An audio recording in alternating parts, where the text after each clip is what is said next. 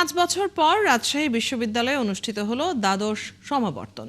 উৎসবমুখর পরিবেশে এই সমাবর্তনে অংশ নেন বিশ্ববিদ্যালয়ের বিভিন্ন অনুষদের প্রায় 6,000 গ্র্যাজুয়েট।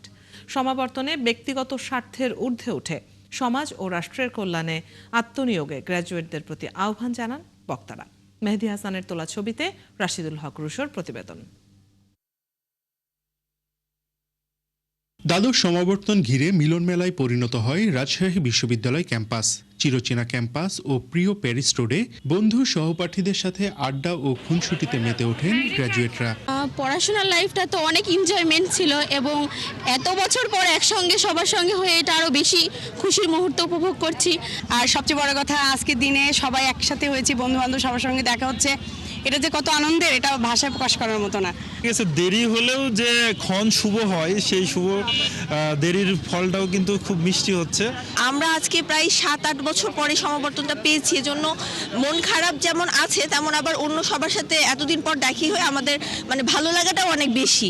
শিক্ষার্থী, অভিভাবক ও শিক্ষকদের শোভাযাত্রার মাধ্যমে শুরু হয় সমাবর্তনের যাত্রা। অনুষ্ঠানে গ্র্যাজুয়েটদের ন্যায়ের পক্ষে বলিষ্ঠ কণ্ঠে কথা বলা এবং নিজেদের অর্জন দেশ ও জাতির কল্যাণে কাজে লাগানোর আহ্বান জানান বক্তারা। বাংলাদেশের জন্য প্রতিটি সামাজিক ক্ষেত্রে এবং রাষ্ট্রের প্রতিটি পর্যায়ে গণতান্ত্রিক মূল্যবোধ, ন্যায় বিচার এবং ন্যায্যতার পক্ষে মানসিকতা নিয়ে উচ্চ যোগ্যতা সম্পন্ন মানব সম্পদ আজ খুবই প্রয়োজন। রাজশাহী বিশ্ববিদ্যালয় আমাদের শিক্ষার্থীদের সেই উদ্দেশ্যে গড়ে তুলতে বদ্ধপরিকর।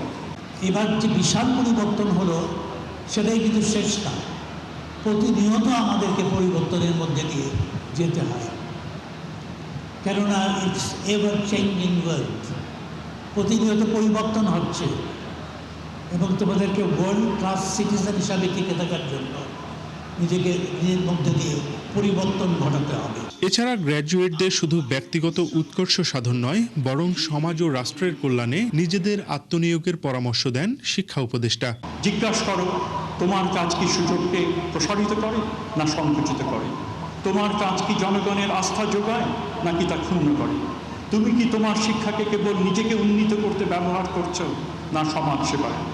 এই প্রশ্নগুলো সবসময় আরামদায়ক হবে না, কিন্তু এগুলো এমন প্রশ্ন যা দায়িত্বশীল নাগরিকত্বকে সংজ্ঞায়িত করে, রেসপন্সিবল সিটিজেনশিপকে সংজ্ঞায়িত করে।